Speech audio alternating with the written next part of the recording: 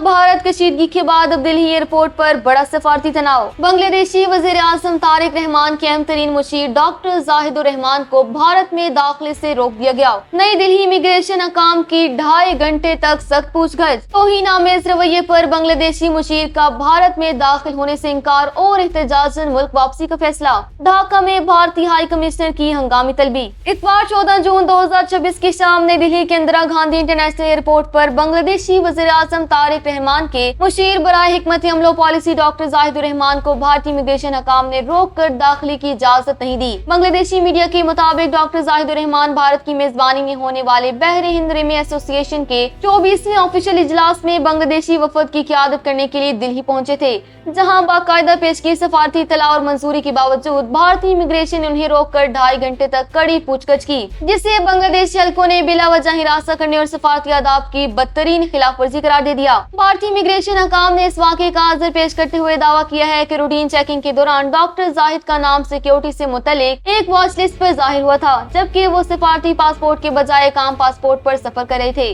जिस पर SAARC visa लगा हुआ था। भारतीय मौक़िफ़ के मुताबिक बाद में भारतीय वज़ारत ख़ारिजा और आला काम की मदाखलत और तस्दीक़ी अमल मुकम्मल होने के बाद डॉक्टर जाहिद को भारत में दाखिले की इजाज़त दे दी गई थी। ताहम इस तज़हीक़-आमेज़ रवैये और तवील इंतजार के खिलाफ शदीद एहतजाज करते हुए बांग्लादेशी मुशीर ने भारत में दाखिल होने से साफ इनकार कर दिया और वो एयरपोर्ट से ही अगली दस्तयाबी परवाज के जरिए कोलंबो यानी श्रीलंका के रास्ते वापस ढाका रवाना हो गए। इस तौहीन-आमेज वाक़े पर बांग्लादेश की हुकूमत शदीद बिफर गई और इसका इंतहाई सख्त रद्द-ए-अमल सामने आया है। बांग्लादेशी वज़ारत ख़ारिजा ने ढाका में तैनात भारतीय कायम मुकाम हाई कमिश्नर पोन भादे को हंगामी तौर पर तलब करके शदीद तरीन एहतजाज रिकॉर्ड कराया। बांग्लादेशी वज़ीर ख़ारिजा डॉक्टर खलीलुर रहमान और वज़ीर मुमलिकत शमा उबैद इस्लाम ने एक हंगामी प्रेस कॉन्फ्रेंस करते हुए इस वाक़े को इंतहाई अफसोसनाक, गैर मुतवक्का और तशवीशनाक करार दे दिया, जबकि ढाका के सियासी हलकों में नई दिल्ली में मौजूद बांग्लादेशी हाई कमीशन पर भी शदीद तनकीद की जा रही है कि वो अपने इतने सीनियर हुकूमती मुशीर को प्रोटोकॉल देने में नाकाम रहे। वाज़ेह है कि ये वाक़या एक ऐसे नाजुक वक्त में पेश आया है जब फरवरी 2026 के आम इंतखाबात के बाद